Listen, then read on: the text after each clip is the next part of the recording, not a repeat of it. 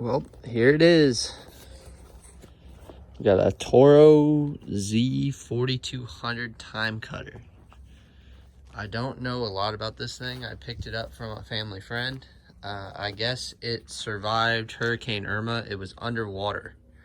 So I guess they cleaned all the water out of it. And I guess it ran. But it was parked about 2 years ago.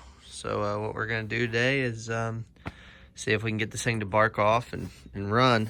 I did get started. I'll throw in a couple of the videos probably. I can do it before or after, but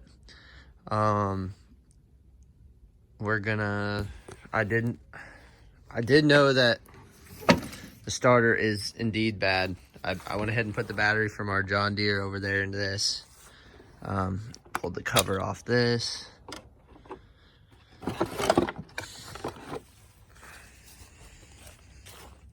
That here. I do know that it spins over. We made sure all of the cylinder was cleaned out. There's no water, it wasn't waterlogged. It's been sitting outside for at least two or 3 years not running. So went ahead and got a new starter, which is right here. I'm gonna slam that thing on today. Got it the old Amazon special.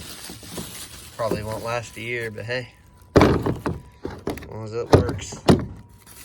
Got that. I did go ahead and put a starter solenoid on this, and then I ruined it. So probably still gonna have to jump the starter solenoid, but let's get right to switching out this starter.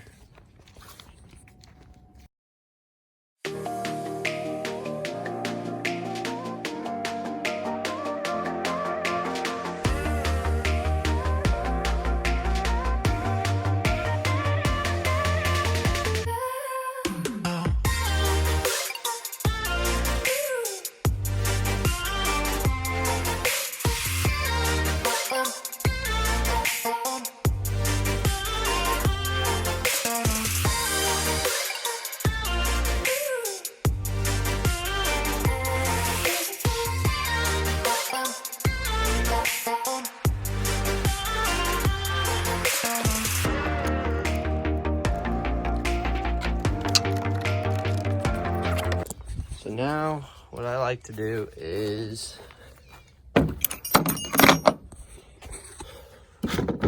got this trick from Vice Grip Garage. Grab you some 2-stroke gas, get you a little fuel line, disconnect your old fuel line because chances are the fuel ain't any good in it. Get you a little can of this stuff because it'll lubricate the top end whenever the fuel runs through it. Find you a spot that you won't die.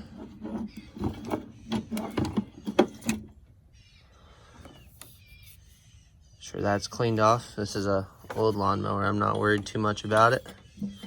You can squirt it right into the carburetor, but I don't think this unit's gonna need to. It was trying to pull fuel when me turn this thing over by hand, so we'll see if this thing will kick off this morning. See if the starter even works. I guess I should have done that first, but golly, they just make these damn things a mile long. You really want to check and make sure it'll run or turn over before you do anything. Don't sink a bunch of money into it to find out the motor isn't any good or it's locked up. Grab the keys out of this thing.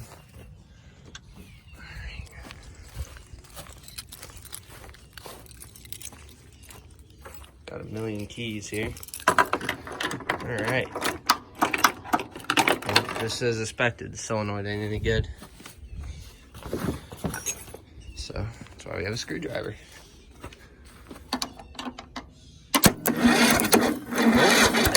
There you have it.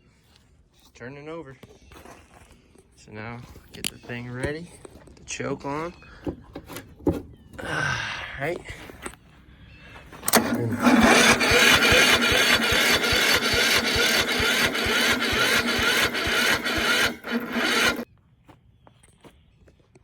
All right. That's not looking promising. give her a bark of fuel.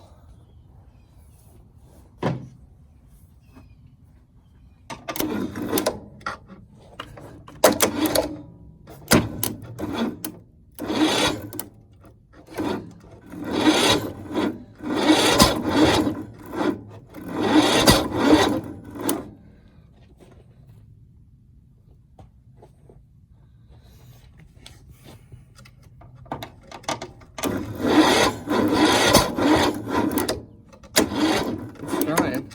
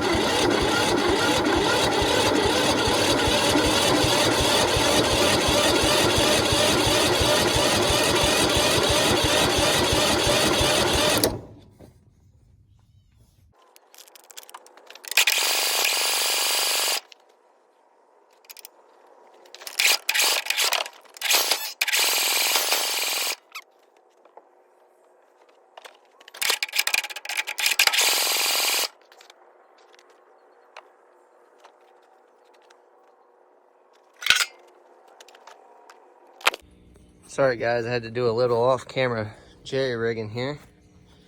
Let's give this thing a try, eh? Turn the keys on.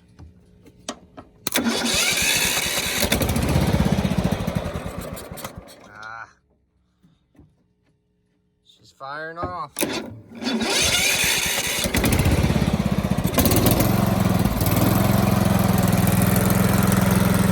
You want to give me a push while you're back there, pal? Alrighty then.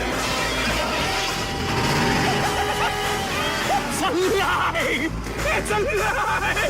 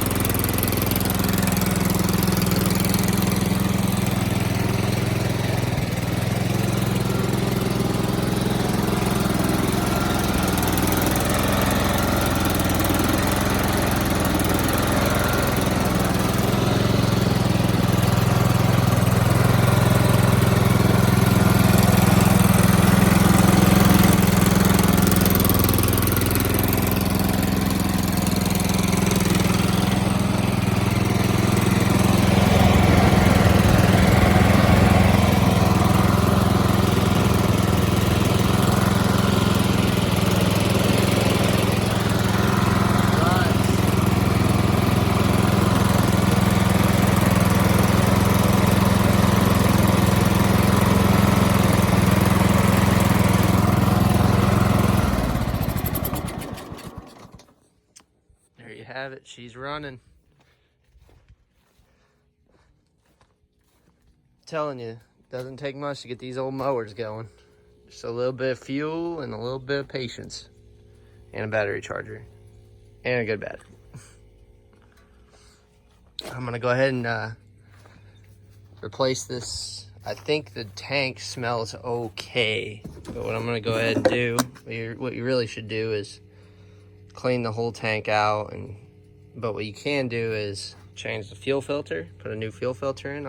I think it's low enough that I'm gonna go ahead and pour just some fresh gas in here and see what happens. Hopefully the fuel filter will catch any nasty grime, but we'll kind of mix it so it'll run all that out, and then I think it should be good to go. But we're gonna take our little 2-stroke gas out and put the factory lines back on and go from there. Probably what I would do after this, or what I'm going to do, I won't do it on camera, is go ahead and change your spark plug, change your oil now that you know that it runs, and also make sure that you get your deck going, because I learned that the deck is no good on that one after I dumped a bunch of money into it. So make sure, at least I know this one mowed. That one, I had no idea anything about it because I just found it in the weeds. So yeah.